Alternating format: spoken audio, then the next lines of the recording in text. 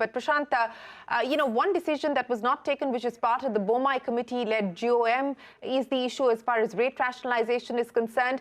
The other, of course, on correcting of inverted duties as well as pruning down the list of exemptions. Those recommendations have been accepted, in the Finance Minister's words, in toto by the GST Council. What impact do you see? It's a whole host of issues, from water heaters to Tetra Pak paper, and the list is long. What is the impact likely to be in terms of the exemption list being pruned as well as the inverted duty corrections being made? So we believe that it's a welcome step, I would say, in the sense that some of those things ensure that the tax cascade is taken care of, especially where the exemptions are done away with. And the point that we were discussing on compensation to states, certain items, in a way, the GOM has to also look at the revenue augmentation and withdrawing of exemptions over a period of time, which are not necessary, is something as a welcome step to that extent also, because it reduces tax cascade. In some areas, it may also help in revenue augmentation. As far as the inverted duty structure is concerned, again, we have seen this trend in GST Council meetings time and again, where the Council looks at various industry representations and see where all this correction is still required. And based on that, these decisions have been taken. In most cases, we have seen it is favorable to the industry itself. Textile was deferred, actually speaking, last time. So this time around, they have again gone ahead and done the necessary change in the rate. So hopefully, most of these will only result in ensuring that the working capital issues the industry faces, as far as the blocking of the credit and the refunds are concerned, they are taken care of. But of course, for each goods, it has to be looked at separately. The other important point I would want to make is a couple of them. One, the formation of GOM for tribunals. Finally, there is discussion around GST tribunals. Hopefully, this will be resolved soon, because 5 years of GST, and we are grappling with the fact that the GST tribunals are still not existing. It's not that the litigations are not happening, but how to take forward the litigations further is where the industry is really feeling the uncertainty. And the last one would be around the e-commerce, how they've brought that up. And that could be a really good change, both from an industry perspective as well as from an MSME sector perspective. Yes, of course, no decision has been taken. But as you pointed out, the matter of GST tribunals was taken up by the GST Council, is what the Finance Minister said. We're also now approaching the 5th anniversary of the rollout of the GST regime. The 1st of July is when GST turns 5. Mr. Singhdeo, in light of the decisions taken today, more importantly, the non-decision on compensation, how would you sum up the 5-year journey, and more importantly, the road ahead from here? I was never in favor of the states surrendering their right to taxation. I still stand by that. A common rate of taxation on goods throughout the country, that is okay. But the right to taxation should still lie with the state government. And if there was a central tax, let the center take it. Let's have a common rate for a particular product throughout the country. But that regime, I'm still with that regime. As far as the GST experience has been there, these were the, let us say, teething period. Also, 2 years of Corona, where there were disruptions. Initial periods, the GSTN was also not functioning. There were a lot of changes in rules, more than 800, 900. I don't know if it has touched 1,000. So that's those are the teething period. Working otherwise of the GST regime is satisfactory.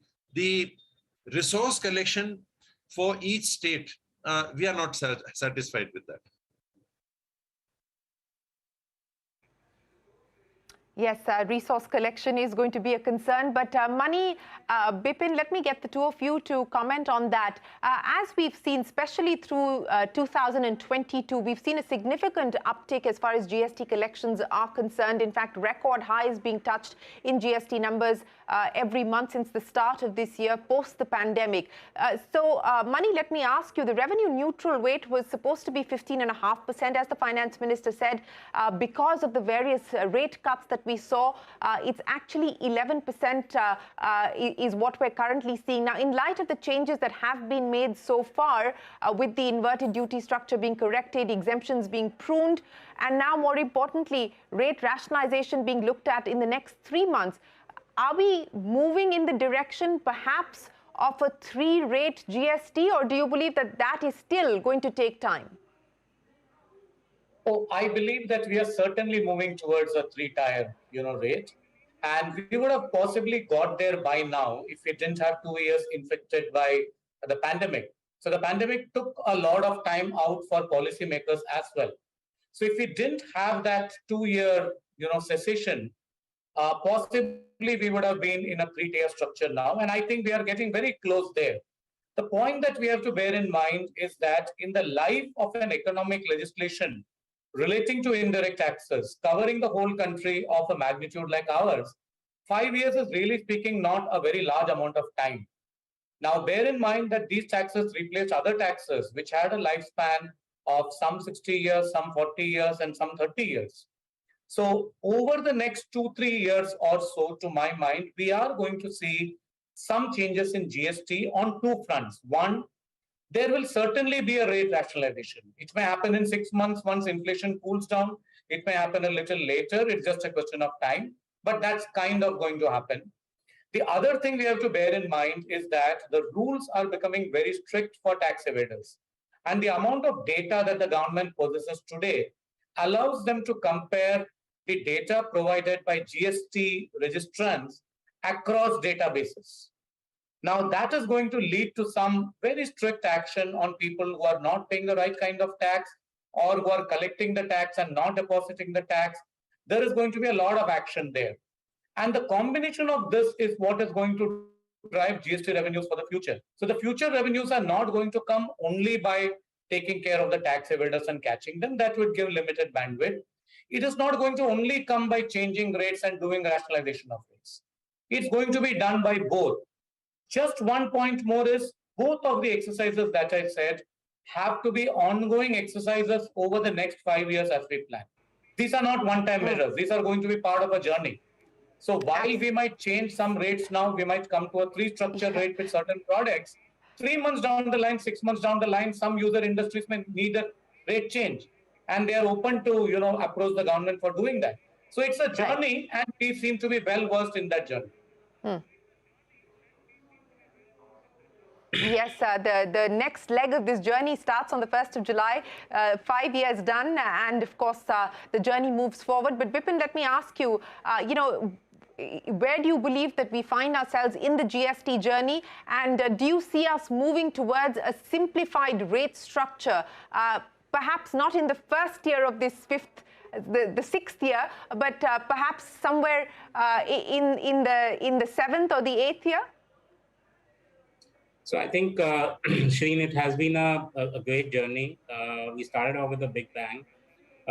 Took a couple of years to really settle down into compliances, did a lot of patchwork to get it right. After that, it has been steady. And at some point of time, we have thought that there should be a clear vision for the next 5 years.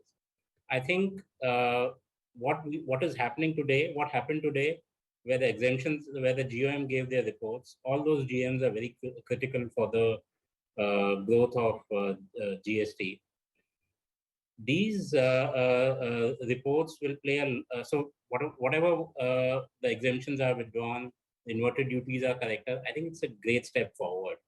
The revenues are buoyant. We are going to move into rate rationalization, and as Mani said, three-rate structure looks a reality going forward. And revenue should not be a concern. It should be revenue neutrality, which should be a concern.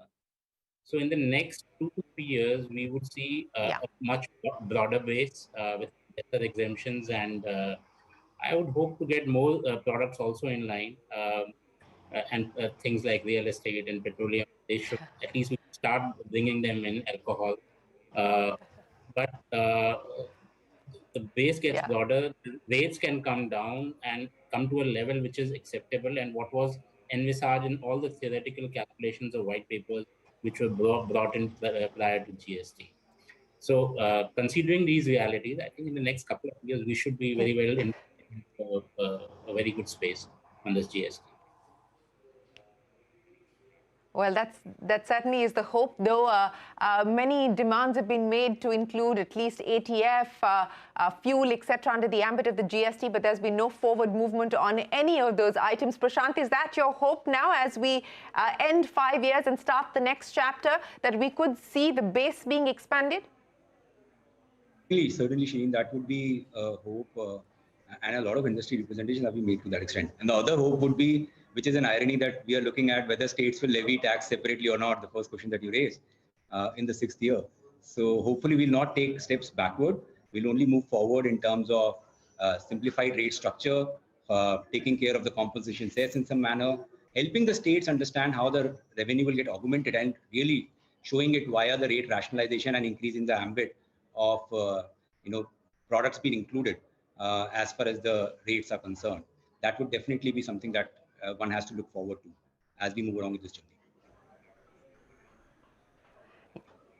Yes, and that is going to be the important issue. Are we, especially in light of the decision that there is no extension as far as the compensation mechanism is concerned, no decision taken today at the GST Council meeting, no assurance given either by the union government so far, and in light of the Supreme Court verdict, are we likely to see states moving ahead with own taxes to try and protect revenue? That's the big question, but we'll have to leave it here for this evening. Mr. Singhdeo, MS Mani, Bipin Sapra and Prashanth Agarwal, many thanks for joining us here on CNBC TV18. Appreciate your time. We will get back to you on the 1st of July as we mark the 5th year of the rollout of the goods and services tax.